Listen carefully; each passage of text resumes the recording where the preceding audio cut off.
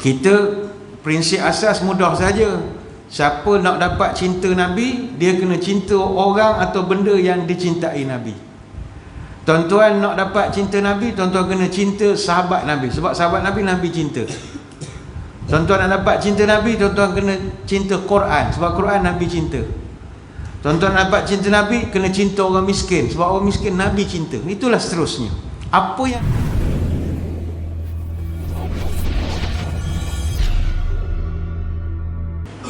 Assalamualaikum warahmatullahi wabarakatuh. Bismillahirrahmanirrahim.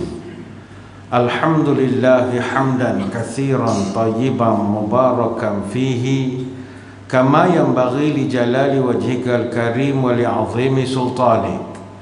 Allahumma salli ala sayyidina Muhammadin abdika wa rasulika nabiyil ummi wa ala alihi wa sahbihi wa sallim. Nawaitu ta'alluma wa ta'lim wa tadhakkura wa tadhkir wal naf'a wal intifa' wal ifadah wal istifadah wal hatha ala tamassuki bi kitabillah wa sunnati rasulih wa du'a ilal huda wa dalalah alal khair ibtigha'a wajhillah wa mardatihi wa qurbihi wa thawabihi. Allahumma inna nas'aluka fahman nabiyyin wa hifzal mursalin wa ilhamal malaikatil mukarrabin. Ya Allah, kami mohon padamu kefahaman para nabi, daya hafalan para rasul, ilhamnya para malaikat mukarrabin. Allahumma aghnina bil ilmi wa zayyinna bil hilmi wa akrimna bit taqwa wa jamilna bil afiyah ya arhamar rahimin. Ya Allah, kayakan kami dengan ilmu-Mu, hiasilah kami dengan kelembutan, muliakan kami dengan takwa, dan cantikkan kami dengan sihat wal afiat. Terima kasih yang berusaha, saudara pengacara majlis yang saya hormati, ahli-ahli jawatankuasa, para pegawai dan para sukarelawan Masjid Kampung Butut Kuala Berang, tuan-tuan guru, para alim ulama, para habaib, muslimin muslimat, hadirin hadirat, tuan-tuan puan-puan, moga sekaliannya sejahtera dalam limpahan rahmah dan barakah. Saya dahului dengan penyataan tahmid kesyukuran atas pertemuan malam ini. Setelah kita kali terakhir bertemu di masjid ini kira-kira 1613 hari yang lalu, iaitu hari Khamis 2 hari bulan Mei tahun 2019. Maknanya sudah 4 tahun, 4 bulan, 29 hari. Dan saya percaya tuan-tuan dah ingat tajuk hak kita last berjumpa dulu, iaitu Ramadan mu tunggu aku datang. Hak pengusi sebut tadi, hak blackout tu, itu berlaku 6 Oktober tahun 2018 bersempena dengan himpunan belia dan NGO Seminar Wanita Hulu Terengganu. Saya diminta menyampaikan tajuk peranan wanita dalam pembangunan ummah. Blackout malam tu, jadi ceramah, kita ceramah pakai hila. Alhamdulillah, malam ini saya begitu rasa tersanjung dan teruja dapat kembali ke Masjid Kampung Butut ini, dan begitu berbeza sekali setelah 4 tahun, hampir 5 tahun. Banyak sungguh perubahan, khususnya dari segi fasiliti dan kemudahan-kemudahan masjid. Tahniah diucapkan kepada seluruh muslimin muslimat yang berjaya merealisasikan cita-cita masjid nak berwajah baru. Tahniah diucapkan.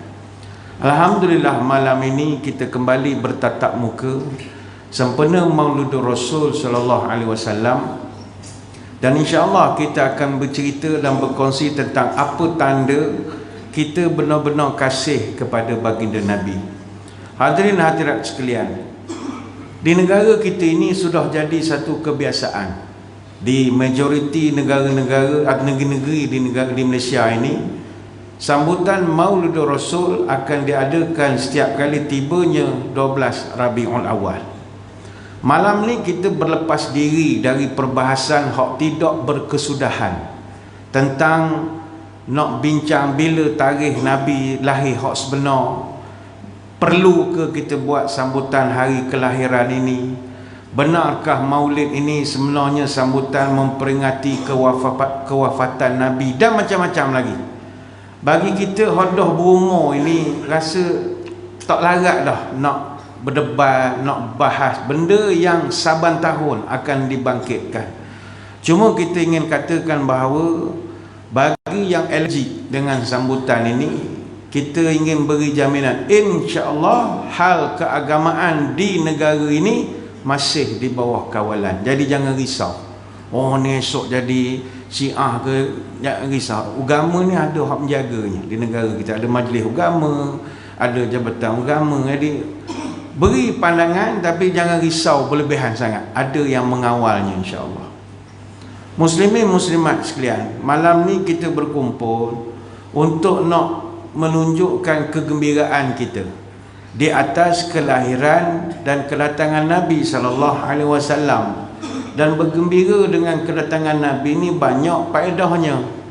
Al-Hafiz Syamsuddin bin Nasiruddin Ad-Dimashq, dia ada pernah menyampaikan satu syair, idza kana hadza kafiran, kalaulah sang kafir ini iaitu Abu Lahab, jaa zammuhu bitabbat yadahu fil jahimi mukhalladan, dia ni memang sudah confirm dicela dalam Quran, iaitu kedua-dua tangannya akan dibinasakan, dan dia pula fil jahimi mukhalladan, kekal pula duduk dalam neraka jahim. Ata annahu yaumil itsnaini daiman, namun setiap hari Isnin dia akan diberikan sedikit keistimewaan. Yukhaffafu anhu li sururi bi ahmada, Allah ringankan azabnya setiap hari Isnin kerana dia pernah bergembira dengan kelahiran Nabi pada hari Isnin. Famadzannu bil abdil ladzi tula umruhu, maka pada pandanganmu apakah ganjaran yang menanti kepada orang yang bukan sekadar gembira dengan Nabi pada hari Isnin tapi sepanjang umurnya bi ahmada masruran wa mata muwahhidan, dia bergembira dengan kedatangan Nabi sepanjang umurnya dan dia mati pula dalam keadaan tauhid yang sempurna. Apa agaknya balasan? Ini baru Allah ringankan azab kubur kepada orang hak setiap hari Senin dia diazab diringankan sebab dia pernah gembira dengan kelahiran Nabi. Sajak ini dia sabit dengan satu hadis riwayat daripada Urwah. Disebutkan wasuwaibatu maulatun li Abi Lahab, kana Abu Lahabin a'taqaha fa arda'at Nabi, falamma mata Abu Lahab uriyahu ba'du ahlihi bisyarri hibatin, qala lahu madza laqita, qala Abu Lahab lam alqa ba'dakum ghaira anni suqitu fi hadhihi bi'ataqati suwaibata. Apa maknanya? Suwaibah iaitu bekas hamba kepada Abu Lahab. Satu ketika Abu Lahab membebaskan dia daripada jadi hamba, lalu Suwaibah pun menyusukan Nabi. Kenapa dia bebaskan Suwaibah? Sebab dia gembira dapat anak saudara. Nabi lahir, dia gembira, dia merdekakan Suwaibah. Dan Suwaibah pun susukanlah Nabi. Maka ketika Abu Lahab meninggal, maka sebahagian daripada keluarganya telah diperlihatkan dalam mimpi tentang keadaan Abu Lahab di alam kubur. Maka seorang bertanya kepada Abu Lahab, apa terjadi pada kamu? Kata dia, aku belum pernah mendapat suatu nikmat pun dalam kubur kecuali aku diberi minum kerana aku memerdekakan Suwaibah. Masa bila dia merdekakan Suwaibah? Ketika Nabi dilahirkan. Ini bukan hadis palsu, tidak. Hadis ini diriwayatkan banyak daripada para ulama hadis dan ulama sejarah. Antaranya Imam Al-Bukhari dalam kitab sahihnya, Al-Hafiz Ibn Hajar dalam kitab Fathul Barinya, Al-Hafiz Ibn Katsir dalam kitab Sirah Al-Nabawiyahnya, Al-Hafiz Al-Baghawi dalam kitab Syarah Sunnahnya, Al-Hafiz Al-Baihaqi dalam kitab Dalailnya. Kata Imam Al-Hafiz Ibn Katsir dalam kitab Al-Bidayah wan Nihayah, diringankan siksaan Abu Lahab adalah berupa balasan dari rasa gembira dia ketika Nabi dilahirkan, li sururi bi ahmada, kerana dia gembira saja Nabi dilahirkan. Lantas dia merdekakan hambanya Suwaibah dan Allah balas setiap hari Isnin, diringankan azab dia. Maka tuan-tuan sekalian, kalau Abu Lahab yang gembira dengan kelahiran Nabi pun diringankan azab, apakah agaknya ganjaran yang menanti kita yang cinta Nabi sepanjang usia kita? Apa ganjaran? Pastilah lebih besar lagi. Kita kena cinta Nabi. Sebab itu di antara perkara aksiomatis, itu mustahab dalam syariat Islam ini, antara perkara yang tidak boleh tidak, la budda, mesti cinta Nabi. Sepakat para ulama mengatakan wajib cinta Nabi, bahkan cinta kepada Nabi salah satu daripada cabang iman dan adalah suatu bukti daripada lafaz Muhammadur Rasulullah yang kita ucapkan dalam dua kalimah syahadah. Sebab itu para ulama dia susun bab cinta Nabi ni dalam banyak kitab. Imam Nawawi Asy-Syafi'i dalam kitab Sahih Muslim dia susun bab tentang wajibnya cinta kepada Nabi lebih daripada cinta kita kepada anak kita, cucu kita, suami kita, isteri kita, bahkan seluruh manusia-manusia. Bab ini diletak di tengah-tengah Kitabul Iman dalam Sahih Muslim yang secara implisit mengisyaratkan bahawa di antara cabang iman adalah cinta kepada Nabi lebih daripada cinta segala-galanya di muka bumi ini. Sebab balasannya sangat besar kebaikan dia. Abu Lahab baru gembira saja sudah selamat hari Isnin, setiap hari Isnin. Maka untuk kita nak dapat pelepasan dan kebebasan sepanjang berada di alam barzakh, cinta Nabi sepenuhnya. Cuma tuan-tuan, cinta Nabi ni siapa-siapa pun boleh mengaku, tak ada masalah. Ngaku bukan kena bayar. Ngaku bos stiker besar-besar, saya cinta Nabi, tepek duk kereta, orang baca, oh cinta Nabi dia. Ngaku bukan kena bayar. Buat t-shirt sebesar-besar, saya cinta Nabi, ngaku bukan kena bayar. Tak ada kena bayar, ngaku.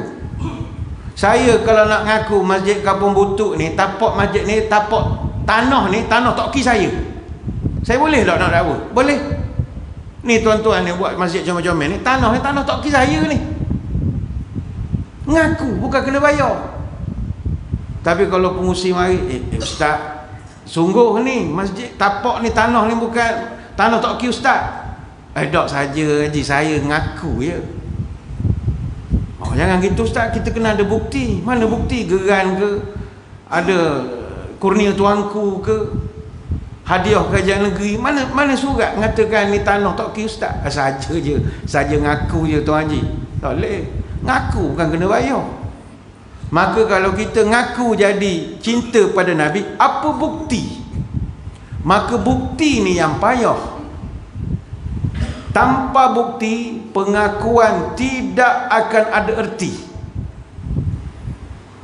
Sebab itu Nabi pernah menyebut, lau yu'tan nasu bida'wahum ladda'an nasun dima'ar rijalin wa amwaluhum. Seandainya pengakuan mulut boleh diterima, nescaya akan ramailah orang mengaku jadi keturunan orang itu dan orang itu, dan dia mengaku harta itu adalah harta dia, harta toki dia, harta moyang dia. Hadis riwayat Bukhari dan Muslim. Ngaku kau kena bayar. Ngaku keturunan panglima itu, panglima ini, ngaku ya, tak ada masalah. Oh saya keturunan Mat Kilau, orang puan Julang, oh hebat keturunan Mat Kilau. Mana bukti? Nah, saya dengar cerita. Oh dengar cerita. Ngaku keturunan ni, ngaku sebab dengar cerita. Tak boleh. Oh saya keturunan hang tua. Dapat mana? Mimpi. Mari mana mimpi hujah? Ngaku tak diterima tanpa bukti. Salah silah kena ada. Macam orang Said ni, Said Saripah, dia ada salah silah. Lepas tu keturunan Said yang jaga nasab, dia ada buku dia. Buku dia. Ini buku dia. Saya pernah tengok masa mengaji di Mesir dulu. Memang ada buku warna hijau, macam pasport. Berapa-berapa. Dia nak jaga nasab dia. Sebab ngaku, semua orang boleh ngaku. Sekarang ni berapa ramai orang ngaku Said? Ramai. Kalau di India, anak lelaki lahir malam Jumaat, automatik panggil Said. Tapi Adakah boleh diterima pengakuan itu? Tak boleh. Sebab nak jadi mesti ngaku, kena ada bukti. Orang memang suka ngaku sahih sebab dihormati. Tapi kalau dia tanya, entah ni daripada kabilah mana, ailah mana, klan mana, Al-Aidrus ke, As-Saghaf ke, Al-Khirid ke, Al-Yahya, tak ada, sahih saja. Takkan sahih tak ada al apa? Tak ada, sahih je. Tak betul, itu side income nama dia. Side income, pendapatan sampingan. Tak boleh. Ngaku mesti ada bukti. Sama juga Nabi sebut, wa amwalahum, dia akan mengaku harta orang, harta dia. Klaim.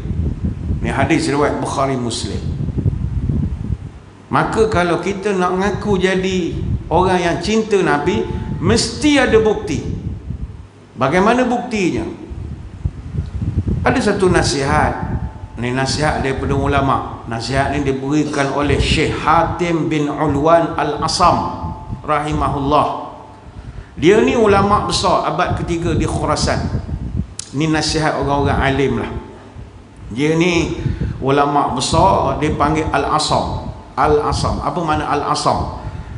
Ada sebab yang menarik kenapa dia ni diberikan gelar Al-Asam. Dalam kitab Syarah Qami' Tughyan ada kisah Hatim ini yang disampaikan oleh Syekh Abu Ali Ad-Daqqaq rahimahullah. Dia digelar Al-Asam. Asam ni maknanya pekak. Pekak, cacat pendengaran. Kenapa dia menggelarkan dia ulama yang pekak? Jarang kita gelar ulama dengan benda aib. Tuan-tuan pernah jumpa ulama ahok gelar dengan nama aib? Tak pernah. Al-Fadil Ustaz ni Al-Kengkang, pernah dengar? Tak pernah. Ustaz Al-Tempang, tak pernah. Al-Fadil Ustaz Al-Lembab, tak pernah. Walaupun lembab, tak pernah. Kita takkan gelar dengan gelar yang memalukan. Tapi kenapa dia tak kisah orang panggil dia si pekak? Kata ulama, dia ni digelar, minta maaf aku ada yang sensitif penggunaan perkataan pekak, kan sebut cacat pendengaran macam formal sangat sebutannya kan. Agak tidak sensitif lah perkataan pekak ini. Dia digelar pekak bukan kerana dia pekak, kerana dia ada satu tabiat, dia selalu pura-pura tak dengar. Dia malas nak campur. Kadang orang borok cerita buruk orang, cerita ngata dia, bila orang cerita, ke mana ustaz? Cerita dia buat tak dengar. Padahal dia dengar. Dia buat tak dengar. Cerita benda apa tadi? Ni lah ni, payah lah ni kita ni. Dia buat tak dengar. Padahal dia dengar. Dia malah campur. Dan ada satu cerita, ada satu orang muslimat jumpa dengan Syekh Hatim bin Ulwan ni, nak tanya hak agama. Jadi Syekh pun kata, tak apa, mari jumpa saya, cerita. Perempuan pun ceritalah masalah suami dia gini. Syekh ni tutup mata dengar lah. Tiba-tiba wanita ni sedang semangat bercerita, buang angin. Ni buang angin ni bahasa orang beradab lah. Tubik angin kat belakang, bong gitu. Ada bunyi. Perempuan ni amak tengah semangat bercerita, tak perasan bong. Jadi malu, dia maruah kewanitaan, dia malulah buang angin depan-depan orang, muju ustaz tu seorang. Bong, buang angin. Syekh Hatim ni dia dengar orang perempuan tu buang angin, tapi dia pura-pura tak dengar. Sampai dia kata kepada orang perempuan ni, irfa'i sautik. Dia kata, kak tolong ulang balik ayat, saya tak boleh dengar. Kuat sikit cakap, kuat sikit. Maka perempuan tu pun lega. Pekak rupanya ustaz ni selamat aku. Padahal dia dengar semua. Jadi terkenal lah di kalangan ulama, Syekh Hatim ni orang panggil saja buat pekak. Dia ni seorang ulama yang sangat warak sangat. Dia jenis jaga dosa-dosa kecil makruh ni, jaga sangat. Jadi dia ada beri nasihat tentang bukti cinta Nabi. Ini bagus nasihat dia. Kata dia, manidda'a arba'atan bila arba'atin fada'wahu kadhibatun. Siapa mengaku 4 perkara tanpa ada bukti dengan 4 bukti, maka pengakuannya itu bohong semata-mata. Bohong, pelawak je. Apakah dia? Pertama, manidda'a hubballah walam yantahi an maharimillah ta'ala fada'wahu kazbun. Siapa mengaku cinta kepada Allah tetapi tidak mahu meninggalkan segala hak Allah tak suka, maka pengakuannya itu bohong. Dia mengaku cinta Allah tapi semua hak Tuhan tak suka dia buat. Berapa banyak perkara yang Tuhan tak suka? Banyak. Dalam Quran tuan-tuan cari perkataan innallaha la yuhibbu atau innallaha yuhibbu. Perkataan Allah sayang, Allah tak sayang, itu semua termasuk sebahagian perkara yang Tuhan tak suka dan Tuhan suka. Jadi kita cek satu-satu. Yang kedua, kata Syekh Hatim, wa man idda'a hubbun nabi wa karihal fuqara wal masakin fada'wahu kazbun. Ini mustahab. Siapa-siapa mengaku cinta Nabi tapi dia tidak mendekati dan tidak suka kepada fakir miskin, maka pengakuan cinta Nabi-nya itu hanyalah bohong. Ini saya akan ulahkan kemudian. Yang ketiga, wa man idda'a hubbal jannati walam yatasaddaq fada'wahu kazbun. Siapa mengaku nak masuk surga tapi kedekut nak bersedekah, pengakuannya itu bohong, kerana sedekah dan surga sangat dekat. Itu pengakuan bohong yang ketiga. Yang keempat, yang terakhir, wa man idda'a khaufan nar walam yantahi anil zunubi fada'wahu kadzibun. Siapa-siapa mengaku takut nak masuk neraka tapi tidak bersedia meninggalkan dosa, maka pengakuan itu juga adalah bohong. Saya tidak ulah semua sebab fokus kita Maulid Rasul. Maka kita ambil pesanan dia hak kedua, wa man idda'a hubban nabi. Siapa mengaku-ngaku cinta kepada Nabi tetapi karihal fuqara wal masakin, dia benci dan pandang hina pada orang fakir miskin, maka ini dakwaan yang palsu dan bohong, kata Hatim Al-Asam.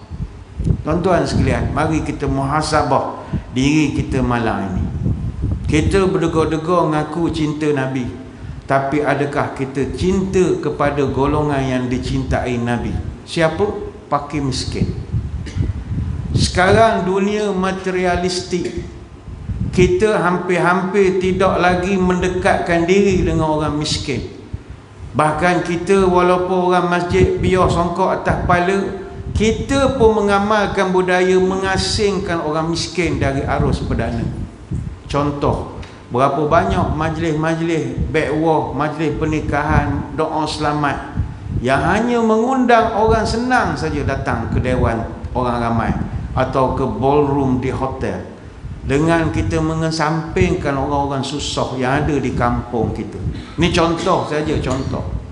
Maka bagaimana mungkin kita tergamak mengaku menjadi umat yang cinta Nabi tapi kita menafikan hak orang fakir dan miskin? Tuan-tuan ingat, Nabi pernah beri wasiat kepada Abu Zar Al-Ghifari radhiyallahu anhu.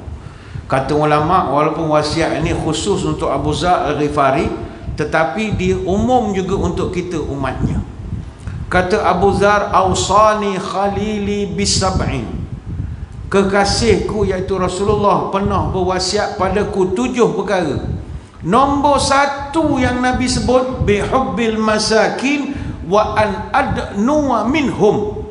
Nombor 1 dia pesan, wahai Abu Zar, hendaklah kamu cinta kepada orang miskin dan mesti dekat dengan mereka. Nombor 1. Bukanlah Abu Zar ni jenis tak campur orang, dia ni kaya ke Tan Sri ke, tak. Abu Zar ni pun miskin juga. Tapi Nabi nak pesan pada kita semua juga, jangan kesampingkan orang miskin. Ada setengah tempat restoran, kedai, orang miskin mari dia alah balik. Dia takut makan free, takut nak minta makan percuma, takut nak macam minta duit macam-macam. Oh, jangan dekati mereka, kata Nabi. Yang kedua, kata Abu Zar, Nabi pesan, wa an anzura ila man huwa asfalu minni wala anzura ila man huwa fauqi. Nabi wasiat aku sentiasa pandang orang hak bawah, jangan pandang orang lebih atas pada kita. Mana dari segi duniawi lah, kita hal duniawi kena tengok orang lebih bawah baru jadi syukur. Kalau pandang orang lebih atas sampai kiamat tak syukur. Tapi dalam bab ukhrawi kena pandang orang lebih atas, jangan pandang orang lebih bawah. Kalau bab akhirat, bab ibadat, pandang orang yang lebih bawah pada kita, tak semayang lah jawabnya. Bab apa mu tak pergi masjid? Orang lain pergi masjid. Aku ni kira okey lah mari masjid maghrib. Jiran aku rumah depan seminggu sekali mari masjid. Sebab dia banding orang lebih teruk pada dia. Tanya jiran pergi seminggu sekali, bab apa mu pergi seminggu sekali masjid? Tahan aku pergi seminggu sekali, jiran orang depan tu setahun sekali pergi masjid. Semayang raya dia pergi. Jadi bab akhirat jangan banding orang lebih teruk pada kita. Bab dunia mesti lebih teruk pada kita. Orang pakai kereta, kita pakai motor. Jangan pandang orang pakai kereta, pandang orang hak jalan kaki. Hak jalan kaki jangan pandang pakai motor, pandang orang hak tak ada kaki. Sentiasa pandang lebih bawah pada kita. Yang ketiga Nabi pesan kata Abu Zar, wa an asila rahimi wa in jafani. Wahai Abu Zar, sambunglah silaturahim dengan orang yang memang tak suka padamu. Maknanya kita silaturahim dengan orang yang suka kita, itu biasa. Dalam WhatsApp group kita tiap-tiap pagi ucap salam subuh, salam tahajud, doa hari ni berapa hari bulan mendoakan ahli. Itu sebab semua orang tak ada masalah dengan kita. Orang yang hebat Nabi beritahu dia silaturahim dengan orang yang tak suka ke dia. Orang ni orang hebat. Hari raya ziarah rumah sepupu yang memang baik dengan kita, itu biasa. Tapi kalau hari raya ziarah rumah mak saudara, pak saudara, sepupu hak memang tak suka ke keluarga kita, itu luar biasa. Memang tak suka ke mak kita, tak suka biasa ke harta pusaka lah biasanya.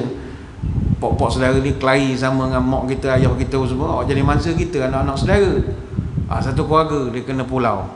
Tapi kita ni jenis orang masjid, pergi jugalah ziarah. Orang salah tak ajak masuk ke rumah pun, buat tak nampak je kita. Tak apa, kita sambung silaturahim dengan orang yang tak suka kita. Ini first class orang ini. Nabi hormat orang macam ni. Beri salam tak jawab. Pak saudara ada masa marah dengan kita, dengan ayah kita, Assalamualaikum pak. Dia pun tak tahu salam dengan tamu lain. Kita ni macam wujuduhu kal adam, wujud sebut tak wujud kita ni. Biar kita mengenal aku ni orang masjid, kena ikut Nabi suruh, wa in jafani, walaupun dia tak suka aku. Yang keempat, wa an uksira min la haula wala quwwata illa billah. Mu Abu Zar banyak kalah baca la haula wala quwwata illa billah. Satu-satunya ayat nak menunjukkan kita ni tak ada daya melainkan Allah. Kita berjaya pun kerana Allah, kita dapat ibadah pun kerana Allah, dapat peluang pergi Mekah pun kerana Allah, dapat pergi masjid malam ni pun kerana Allah.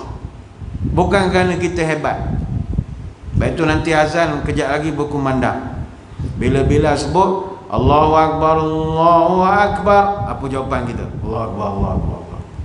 Bila disebut asyhadu an la ilaha illallah, kita pun sebut asyhadu an la ilaha illallah. Bila-bila sebut asyhadu anna Muhammadar Rasulullah, kita pun sebut asyhadu anna Muhammadar Rasulullah. Tapi bila-bila sebut hayya 'alas salah, apa jawapan kita? Adakah hayya 'alas salah, salah? Tak. Kita jawab la haula wala quwwata illa billah. Kita pun tak tahu kita mampu tak nak semayang, walaupun kita jawab azan. Tengah-tengah nak semayang, sakit perut, sakit kaki, ada emergency, kita tak tahu. Gantung hidup pada Allah. Yang kelima Nabi pesan wa an atakallam bimurril haqqi. Wahai Abu Zar, bercakaplah benar walaupun benda tu perit untuk didengari. Mana kita memberi nasihat pada yang sepatutnya. Yang keenam, wala ta'khuzni fillahi laumatal laim atau laumatul laim. Dalam berdakwah Nabi pesan pada Abu Zar, jangan takut celaan orang yang mencela. Orang tak suka biar lantak. Janji kita sampaikan apa hak Allah nak. Dan ketujuh, wa an la as'alan nasa syai'a. Jangan minta makan budi pun dengan orang, supaya mudah kita dalam kehidupan. Tidak, kan orang termakan budi ni kan tergadai lah body dia, memang payah. Kita dah termakan budi, nak tegur pun jadi payah dah. Termakan budi, Jadi jangan termakan budi, kata Nabi. Saya tidak juga nak ulas semua. Sekali lagi yang Nabi pesan, daripada 7 wasiat, nombor 1, bihubbil masakin wa an adnuwa minhum. Engkau mesti rapat dengan orang miskin, dekati mereka. Ini tanda engkau cinta kepada Nabi. Timbul persoalan, siapa dia orang miskin? Orang miskin ni, ada satu riwayat daripada Abu Hurairah. Sahabat pernah tanya Nabi, ya Rasul, nak buat baik ke orang miskin, siapa dia orang miskin ni ya Rasul? Pertama kata Nabi, orang miskin mu kena kenal gini, laisal miskin bihazat tawaful ladzi yatufu 'alan nas. Nombor 1 kata Nabi, orang miskin ini bukanlah orang hok berjalan ke hulu ke hilir minta orang bagi, fataradduhu luqmatan wa luqmatani wa tamratu wa tamratani. Bukan orang miskin yang ke hulu ke hilir minta orang suap makan, atau minta buah kurma sebiji 2 biji. Maknanya pengemis. Pengemis bukan miskin, kata Nabi. Orang mengemis-ngemis itu tidak Nabi sebut sebagai orang miskin. Sahabat pun tanya, famal miskin ya Rasulullah? Habis kalau pengemis-pengemis itu bukan orang miskin, siapa lagi ya Rasul? Kata Nabi, allazi la yajidu ghinan yughnihi wa la yuftanu lahu fayatasaddaq alaih wa la yas'alun nasi syai'ah. Orang miskin ni 3 perkara ciri dia. Pertama, hidupnya tidak cukup. Maknanya dia ada duit tapi tak cukup. Yang kedua, dia tidak ada kepandaian untuk memenuhi keperluan hidup dia. Mana dia memang orang miskin. Tuan-tuan pun kumpul di masjid, buat program santuni asnah, bagi ceramah motivasi biar dia berniaga. Tak boleh, dia setakat itu hidup dia. Dia tak boleh lebih daripada itulah. Dia tak ada kepandaian. Wala yuftanu lahu fayatasaddaq alaih. Dia tak ada fatanah, tak ada kecerdikan, tak ada. Dan yang ketiga, la yas'alun nas syai'ah. Nabi beri penekanan, orang miskin ni bukan orang yang meminta-minta. Ni hadis riwayat Imam Muslim. Jadi marilah kita pada malam ini jagalah orang-orang susah di sekeliling kita. Terutamanya yang susah tu adalah saudara mara kita. Asal sibuklah hak luar negara tu, hak saudara maramu jaga dulu. Ni bukan kita marah yang buat kempen bantu Palestin ke Syria ke Bosnia ke Amerika, dak minta maaf aku ada tengah kempen hak tu. Tapi utamakan kaum kerabatmu dulu. Innallaha ya'muru bil adli wal ihsan wa ita'i dzil qurba wa yanha 'anil fahsya'i wal munkari wal baghi ya'izukum la'allakum tadhakkarun. Ayat ni tiap hari Jumaat kita dengar. Innallaha ya'muru bil 'adli wal ihsan wa ita'i dzil qurba wa yanha 'anil fahsya'i wal munkari wal baghi ya'izukum la'allakum tadhakkarun. Itu orang lelaki akan standby lah nak bangun sembahyang Jumaat. Aku perintah kamu wahai manusia bil adli wal ihsan. Nombor 1 adil, nombor 2 ihsan. Baitul adil dengan ihsan ni payah sikitlah. Sebab ada orang hidupnya memang ikut buku, ikut law, ikut peraturan, ikut SOP.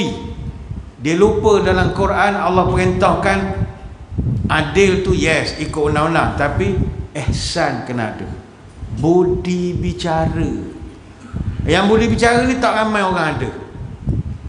Bila orang kampung datang ke kaunter pejabat daerah ke mana ke, minta maaf je tadi tutup habis kan, kita minta maaf memang tak boleh. Tak kan saya ni baru tahu ni. Minta maaf, kita SOP minta maaf. Balik orang tu. Kalau ada budi bicara ambil lah. Oh ya, tak apa kita ajar. Tapi memang kita tahu lah tak boleh nak buat apa-apa, tapi ya budi bicara. Jumpa boh ni tadi ada orang kampung ni mana kamu? Tak apalah, taklah kalau ada abah kan okey, kita okey, rezeki dia dapat. Gitu je budi bicara. Masa kita musim PKP, masjid dihadkan. Berapa banyak masjid yang boleh ada budi bicara? Payah. Bukan masjid ni, cerita masjid tempat lain. Orang mari halau balik. Minta maaf SOP tak ada emas balik orang tu pun sedia lah sekotak emas bagi free, no masalah. Mesti DIY dia jual murah, tabung duit banyak kan, beli dah SOP minta maaf balik. Ihsan tak ada. Dan itu nombor satu Tuhan suruh ada ihsan. Lepas tu apa Tuhan suruh? Wa ita izil qurba, mu kena beri bantuan kepada kaum kerabatmu. Bayangkan tuan-tuan, lepas adik Tuhan suruh beri bantuan pada puak gabak kita. Mungkin ada orang tak berapa pening, sudah ni macam cerita kroni ustaz. Bukan kroni. Yang ni saya akan huraikan lebih lanjut selepas ini, kerana kita nak beri laluan dulu kepada azan isyak yang akan masuk sebentar lagi. Jadi tuan-tuan semua jangan ke mana-mana, kita akan kembali lagi selepas ini. Okey.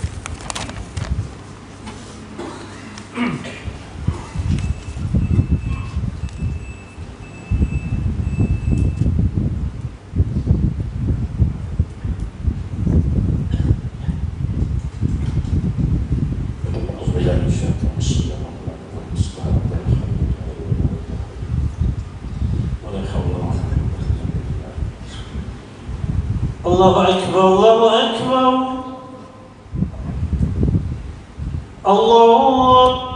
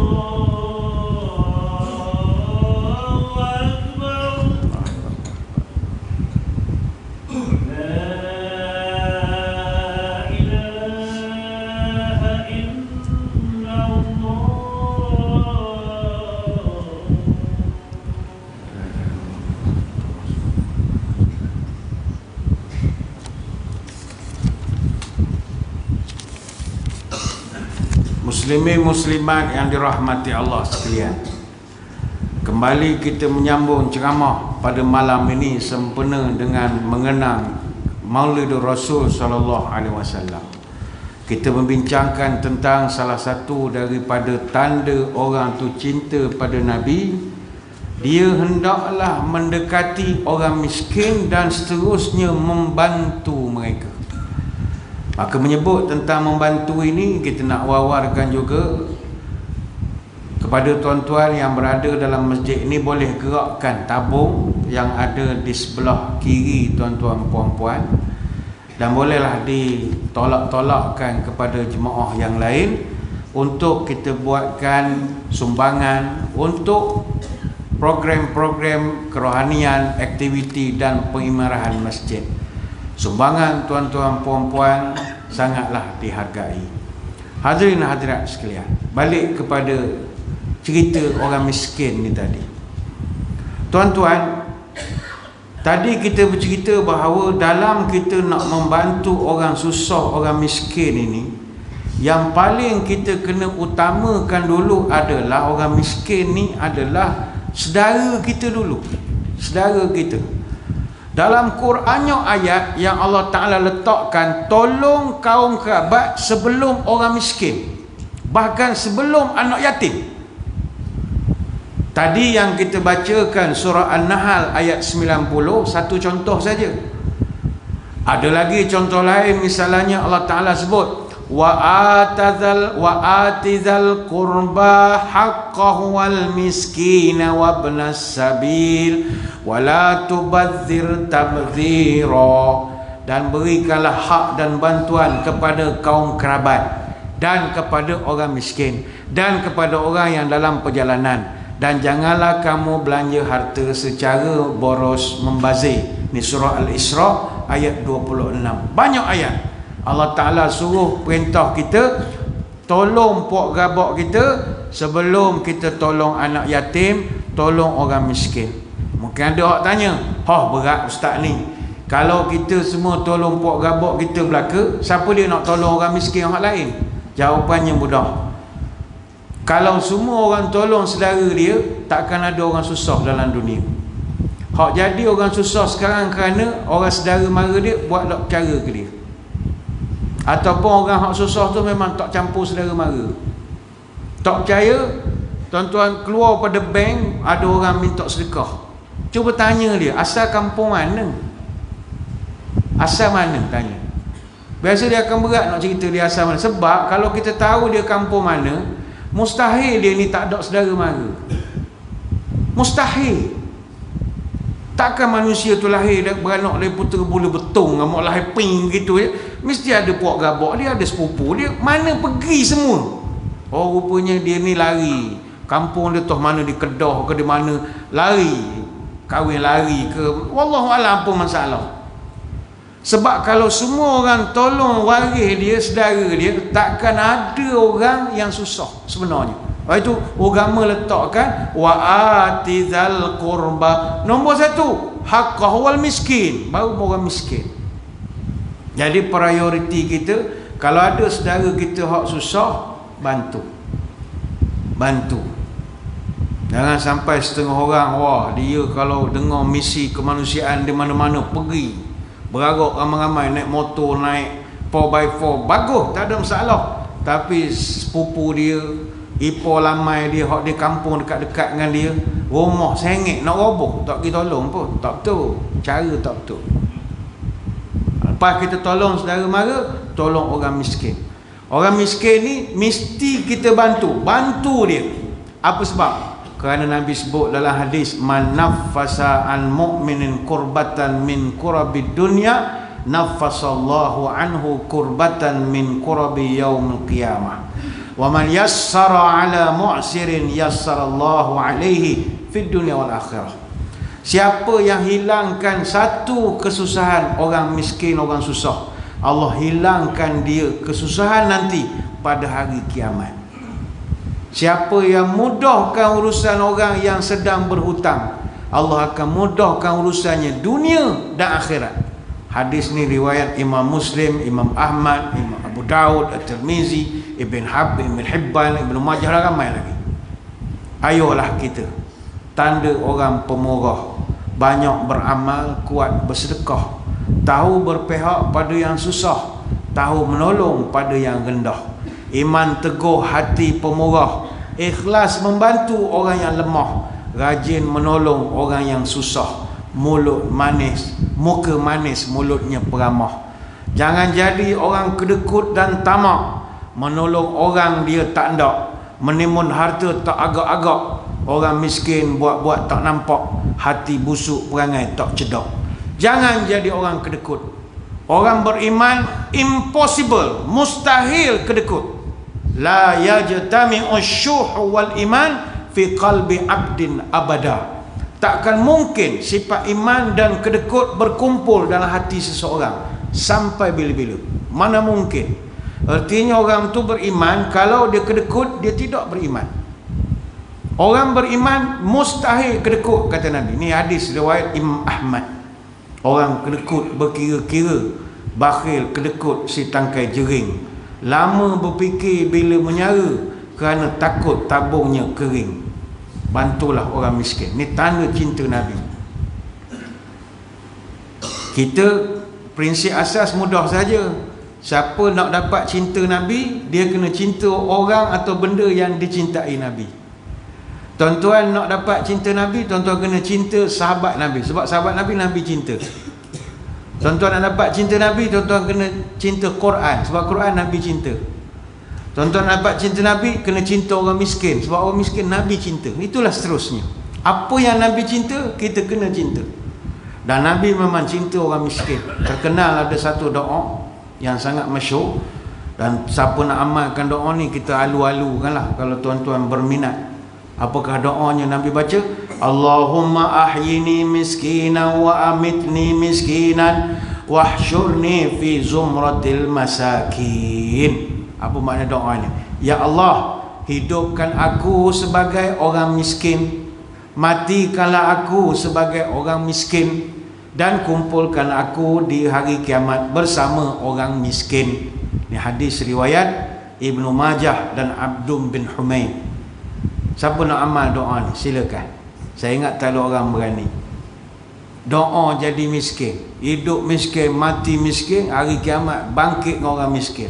Orang kita nak amal, kirim salam. Tak ada orang nak amal.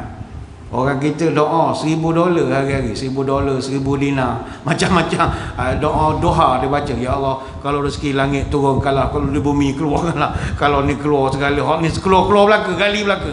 Kalau boleh kita minta. Nabi doa hidup miskin sebagai nak menunjukkan kepada orang miskin, you are not alone, kami bersama denganmu. Seolah begitu. Sebab Nabi tahu umat dia ramai miskin. Negara-negara Islam OIC banyak negara miskin. Kita ramai orang miskin. Kenapa Nabi doa? Supaya dia dikumpulkan di hari kiamat juga bersama orang miskin. Kerana dalam satu hadis daripada Abu Hurairah, Nabi pernah sebut, yadkhulu fuqara'ul musliminal jannata qabla aghniyaihim binisfi yaumin wa huwa 500 amin. Nabi cerita orang-orang fakir miskin di kalangan orang Islam, dia akan masuk surga sebelum orang kaya selama setengah hari. Sahabat tanya, setengah hari? Tak lama mana? Tak, setengah hari tu kata Nabi, wa huwa 500 am. Setengah hari akhirat bersamaan 500 tahun. Hadis riwayat Tirmizi dan Ibnu Majah. Cepat masuk surga berbanding kita 500 tahun. Sebab apa 500 tahun dia lebih cepat daripada kita? Kerana dia punya pemeriksaan tak ada sangkut. Dia umpama kita balik daripada travel sampai dekat custom, kalau besar beg, lamalah kena check. Tuan-tuan sampai di airport Terengganu, kalau bawa beg satu je, custom suruh lalu je. Tapi asal berkotak-kotak troli, kena tahan. Tak mahu cik, masuk dalam scan dulu. Dia nak scan dulu, angkatlah pulak ke scan, golek lagi, dah buang masa dah. Orang lain dah balik naik Grab dah, kita sangkut lagi di airport. Kotak tu pulak custom check. Mana hak dia rasa ada benda tak kena, dia suruh buka lagi, cek dulu. Mungkin ada hak salah bawa benda ni, tak boleh bawa benda ni. Kalau pertanian pula cek, ni pertanian punya barang, buah-buah ke sayur tak boleh bawa, macam-macam. Sebab banyak barang. Orang miskin dia boleh masuk cepat sebab pemeriksaannya tak lama. Sebab dia tak ada benda nak diperiksakan. Itu untungnya mereka.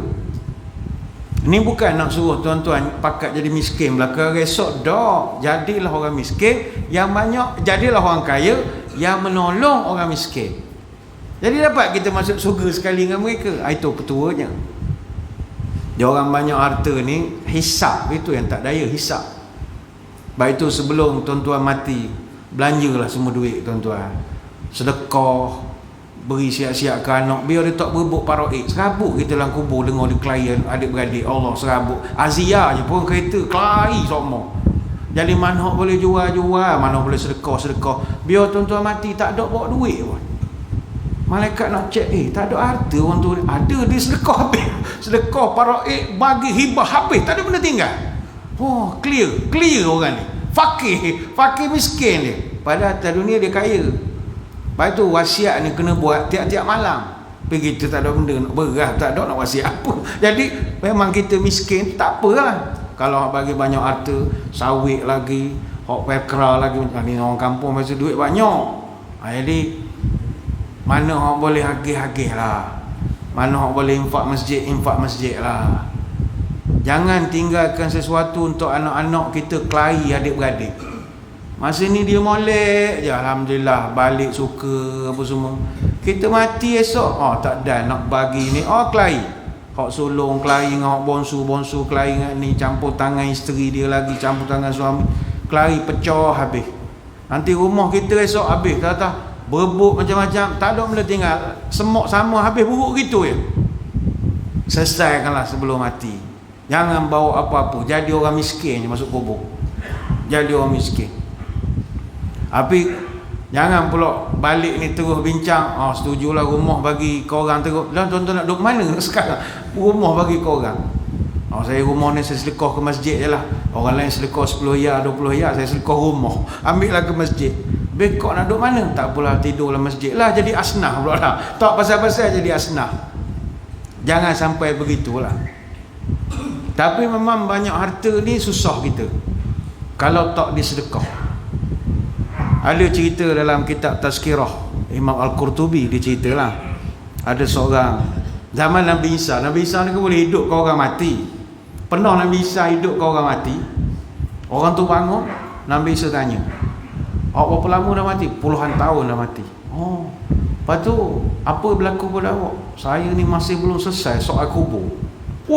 Lama ya. Berapa lama ya? Ada masalah sikit, masalah audit. Kenapa? Gini, saya dulu pikul kayu api. Mana potong kayu di hutan, pikul kayu bawa ke toke. Masa rehat saya letak kayu tu, makan apa semua. Maksud saya ada lekat makanan celah gigi. Saya petik sikit kayu tu je daripada kayu api yang saya bawa tu, nak cungkil gigi je. Lepas tu saya sambung balik kerja, bawa pergi jumpa toke. Saya lupa nak minta halal ke toke. Saya petik sikit daripada kayu tu. Hak tu sangkut soalan lama tu, nak cari toke tak jumpa lagi. Maka bayangkan tuan-tuan, ni cerita dalam kitab Tazkirah Al-Qurtubi. Bayangkan, kerana cungkil gigi ya, soal kubur puluh tahun. Bayangkan kalau kita pecah amanah, duit orang apa semua, berapa lama? Marah buka tak selesai lagi. La ilaha illallah. Baik tu, harta ni don't play. Jangan buat main. Mana perlu minta maaf, mana hak sedekah, mana hak bagi hak kepada orang yang sepatutnya. Baik tu orang masuk surga, orang miskin dia akan masuk lebih cepat pada orang ada harta. Sebab hisab orang ada harta ni begitu lama sekali, kecuali orang yang bersedekah. Marilah kita banyak membantu. Khususnya sekarang kita kena ngaku masyarakat kita sekarang berada dalam situasi getih dan juga mencabar kerana masalah ekonomi yang bukan sekadar berlaku di peringkat negara, tapi global. Sebenarnya isu ni begitu besar. Ramai orang susah. Kita kena akui ramai orang susah dan kita kena bantu. Lepas daripada pandemik, orang kita ramai hak tersungkur, nak bangun balik tu susah. Tambah pula dengan masalah bekalan berasnya, masalah bekalan bahan mentah dan sebagainya lagi, menambahkan lagi kesusahan itu. Duit kita begitu beza sekali lah kalau banding dengan zaman kita gemilang ekonomi dulu. Memang tinggi duit kita sekarang. Saya ingat lagi masa saya mengaji di Mesir, pernah masa tu zaman ekonomi Malaysia, Asia Tenggara begitu teruk. Masa tu zaman $1, $100 sama RM400 masa tu. RM400 tahun 90-an. Jadi masa tu begitu teruk, pelajar kita luar negara dipanggil balik. Kerajaan tak mampu dah nak tangguh. Jordan kena balik. Hak belajar di Timur Tengah semua panggil balik. Belajar Tak ada belajar Timur Tengah, balik belajar di Jawa Tengah. Tak ada Timur Tengah. Pindah universiti habis. Kecuali Al-Azhar Mesir. Sebab Mesir ni universiti wakaf.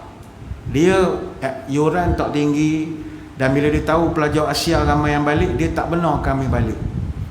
Universiti beri pula beras, beri gula, macam-macam. Dia kata jangan balik, ngaji sini sampai jadi orang alim. Jangan negeri lain nak balik. Pelajar luar negara balik dalam masa tu. Memang ekonomi, masalah ekonomi. Jadi orang susah ramai.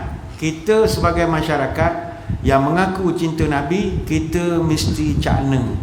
Apatah lagi kalau ada di kalangan tuan-tuan Malani terdiri daripada para pemimpin. Pemimpin mesti cakna pada kesusahan. Moga suara kita dengarlah di luar daripada siaran ini. Pemimpin dia mesti cakna dengan kesusahan rakyat. Apa sebab?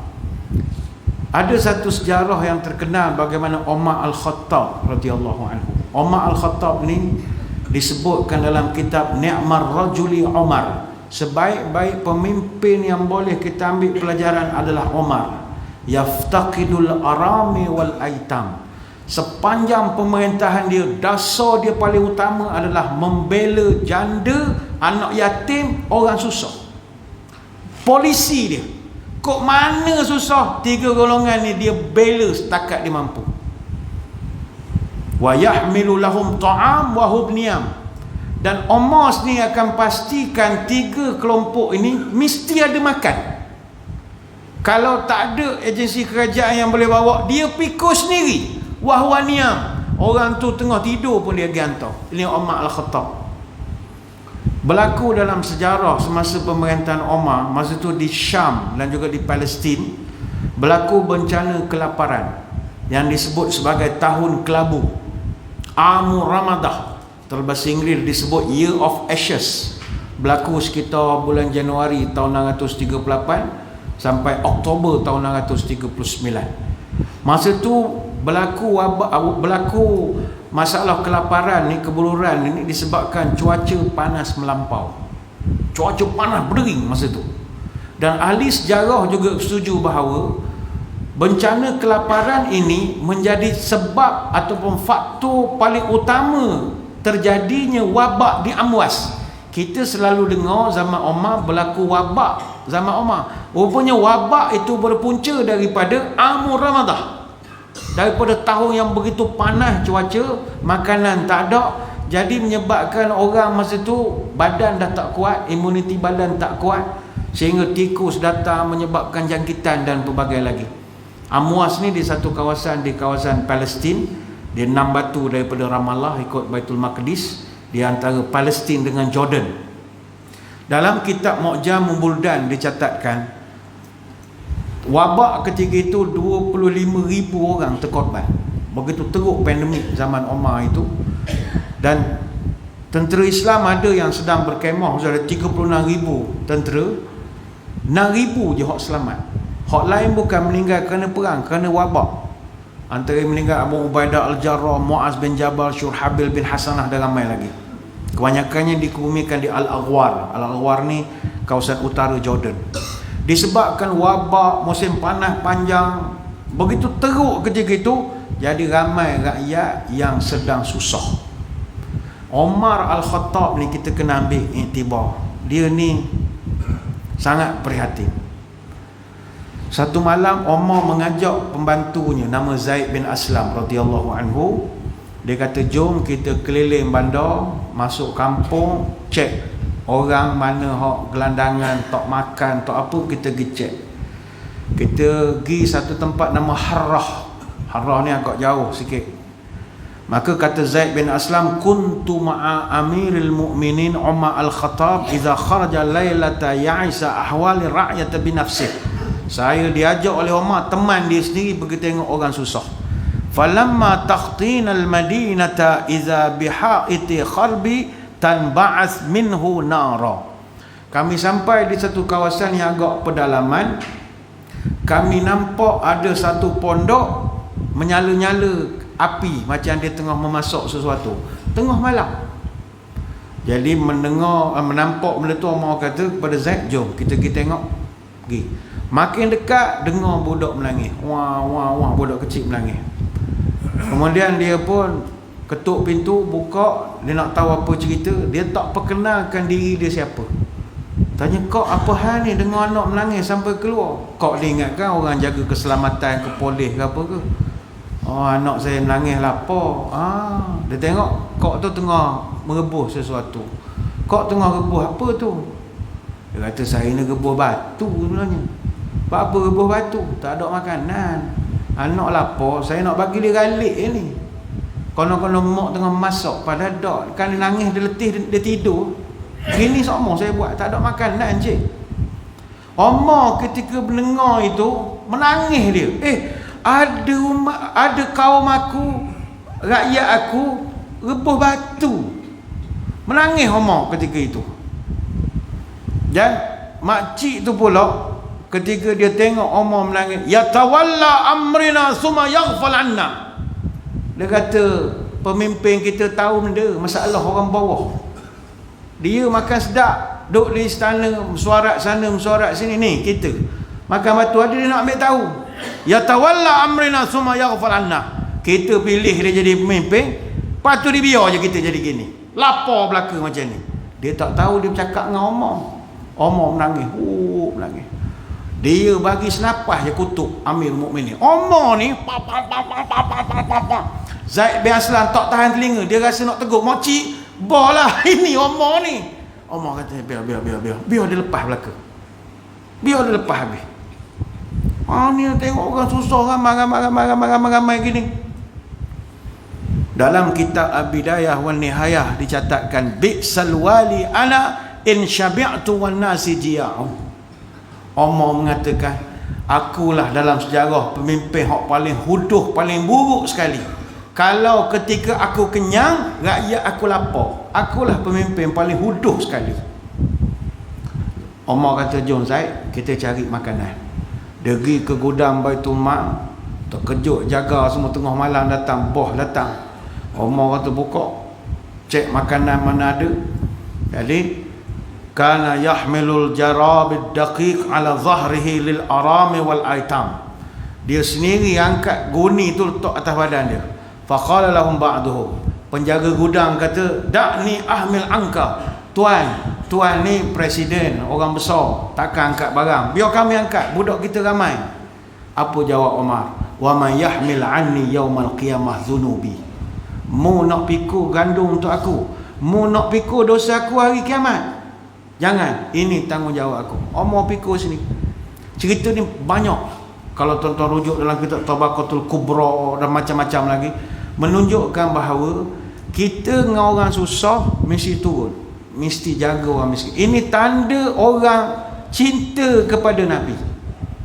Dalam konteks kita orang masjid kita ni, insya-Allah ada dapat sumbangan, orang bagi kutipan Jumaat. Hari-hari tadi pun ada yang sedekah. Jadikanlah masjid kita ini tempat untuk menyantuni orang-orang susah, orang miskin, asnaf. Mana lagi dia nak pergi melainkan rumah Allah. Baik tu kalau masjid ni mampu, bukalah 24 jam kalau mampu. Saya dulu imam masjid negeri Pahang, dan masjid negeri sampai sekarang buka 24 jam. Sebab kita nak orang susah, mari makan kita sedia. Bukan duit banyak sangat, orang sedekah lah. Hari Jumaat beri makan, pas main subuh adalah buat sarapan sikit, bagi makan orang susah. Bukan dia nak susah, keadaan sedang susah. Santuni tuan-tuan. Rupanya bila kita tengok bahawa kita tahu orang susah ni ramai. Jangan bermusuh dengan orang susah. Apatah lagi dalam Quran, Allah kategorikan orang susah ni ada dua jenis. Hak ni kita susah hatinya. Allah Ta'ala sebut, mu nak nolong orang, lil fuqara'il ladzina uhsiru fi sabilillah la yastati'una darban fil ardi. Kategori pertama Allah Ta'ala sebut surah Al-Baqarah ayat 273. Dan sedekah itu untuk fakir miskin yang mana dia tidak berupaya untuk mengubah diri dia.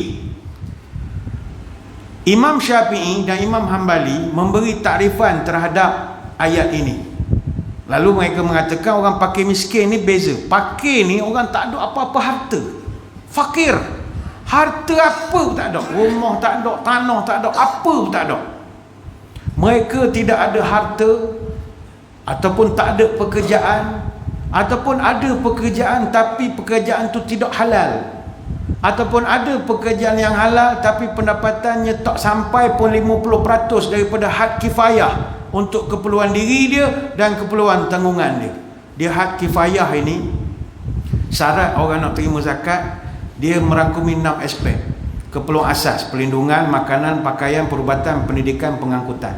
Kalau tak ada mampu ni, dia boleh dapat bantuan zakat. Orang miskin pula, kata ulama, adalah orang yang ada harta tapi tak cukup untuk keperluan hidup dia. Dia ada harta, dia ada pendapatan halal, boleh menampung 50%, tetapi tidak sampai had kifayah. Orang macam ni, kalau kita bagi motivasi pun, dia dah tak boleh lebih dah. Sebab tu ada dulu penceramah motivasi marah ke orang miskin apa semua. Orang miskin ni malah belakang, nego lah. Kita nego molek ada. Tak boleh cakap gitu. Sebab Allah la yastati'una darban fil ardh. Allah Ta'ala sebut puak ni memang tak mampu. La yastati'un. Mu suruhlah macam mana dia gitu. La yastati'un. Dok cetong. Mu suruh macam mana? Oh, tak boleh, kita kena latih dia berniaga. Berniaga ni bukan semua orang reti. Tuan-tuan, masjid malam ni ada orang berniaga belaka sini? Tak. Orang berniaga ni orang terpilih je. Orang tak reti niaga, jangan niaga. Terang bulan gali ubi, ubi digali lagi muda. Kalau tuan tak tahan rugi, jangan mencuba dari mula. Apa bunga tidak bertangkai, itu bernama bunga rampai. Kalau tak pandai ilmu berkedai, habis modal untung tak sampai. Batang kepaya dibuat tongkat, salah pegang jatuh terlipat. Kalau meniaga tak tengok tempat, modal habis untung tak dapat. Pusing gasing tangan kidal, tali pendek putus jengkal. Kalau untung campur modal, itu tanda meniaga tak kekal. Banyak, bukan senang niaga. Oh, kita ceramah nego malah demo ni. Ni kau bagi modal. Dah, tak mesti. Berapa ramai orang test meniaga tak jadi. 3 bulan je. Lepas tu tutup lah. Niaga ni macam kita tengok Ronaldo lecek bola. Tengok bola, oh Cristiano Ronaldo klenek, wah, gol. Dia tahu petang esok aku nak try sekali. Try. Oh, gerak perut banyak. Bola situ ya. Sebab benda kita tengok belum tentu kita boleh buat. Jadi la yastati'un, Tuhan kata. Orang macam ni mau tolong je lah. Tak payah nak blebel-blebel lah. Tolong je. Orang nak blebel-blebel nego apa? Raja negara kita dia buat kategori. Ada P40, ada M40, ada T20, macam-macam lah kategori isi rumah ini.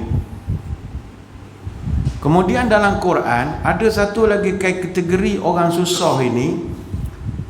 Ta'rifuhum bisimahum la yas'aluna an-nasa ilhafa wa ma tunfiqu min khairin fa innallaha bihi alim. Kategori kedua pula, golongan hak susah tapi dia tak minta dengan orang.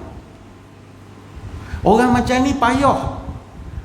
Macam dulu masa PKP, orang buat kempen siapa susah, kibar bendera putih.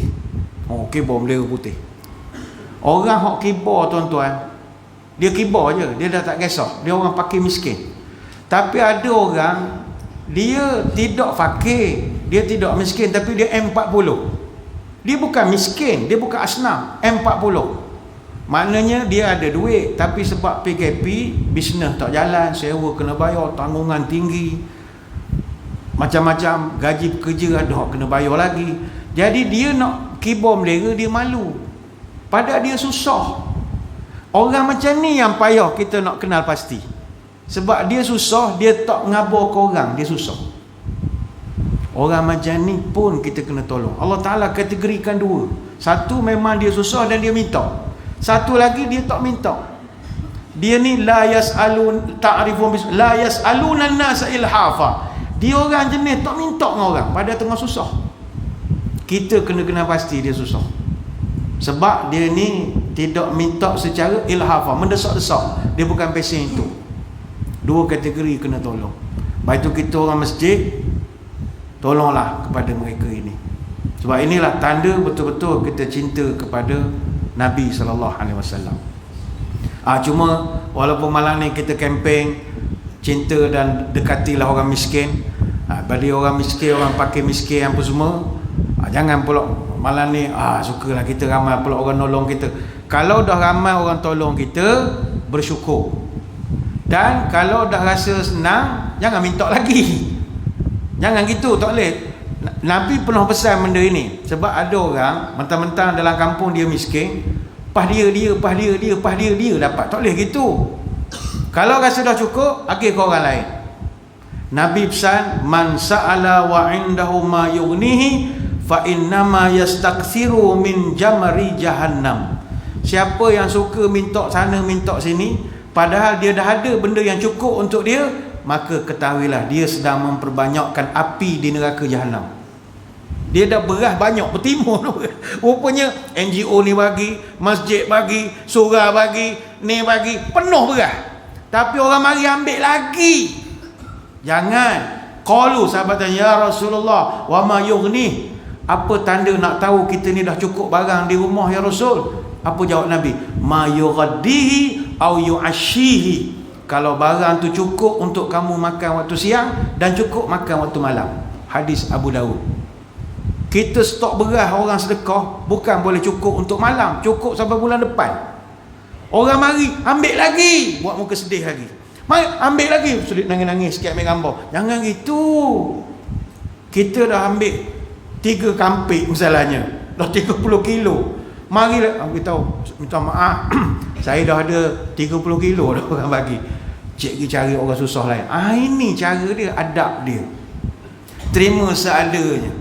Apa tu jangan banyak order sangat. Kan masjid hantar daging hari korban. Korban kita bagi pakai miskin, hantar ke rumah. Assalamualaikum. Ni orang ni korban untuk orang-orang kampung kita. Oh, terima kasih banyaklah.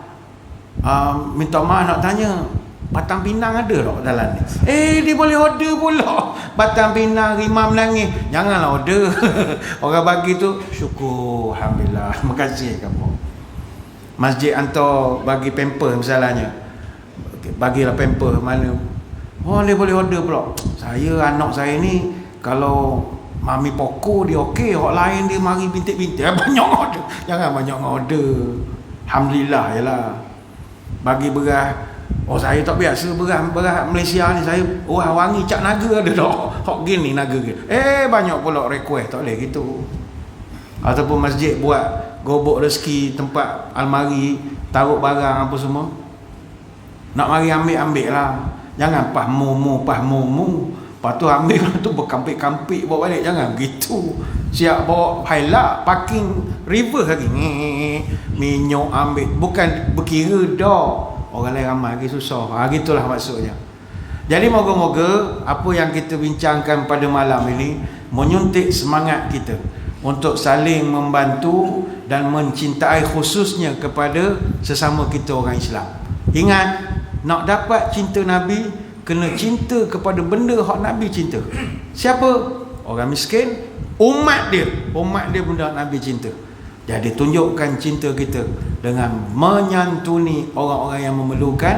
Apatah lagi sekarang ni zaman kita ada sedikit susah kerana masalah ekonomi tempatan dan global. Moga-moga apa yang kita bahaskan memberi manfaat kepada kita bersama. Saya mengucapkan ribuan terima kasih di atas undangan. Mohon maaf sebarang kekurangan. Moga-moga kita bertemu pada lain-lain kesempatan.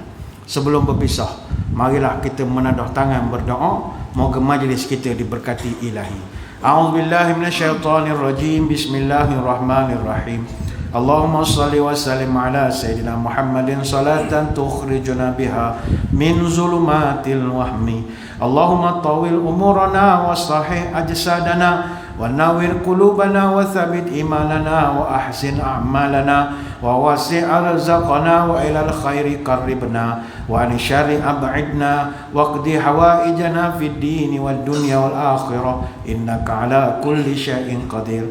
Ya Allah, panjangkanlah umur kami, sihatkanlah tubuh badan kami, terangkanlah hati kami, tetapkanlah iman kami, elokkanlah amalan kami, luaskanlah rezeki kami, Dekatkanlah kami dengan kebaikan, jauhkanlah kami dari kejahatan. Kabulkanlah segala doa kami, sama ada dalam urusan agama, dunia ataupun akhirat. Subhanakallahumma wa bihamdika, nashhadu an la ilaha illa anta, nastaghfiruka wa natubu ilaik.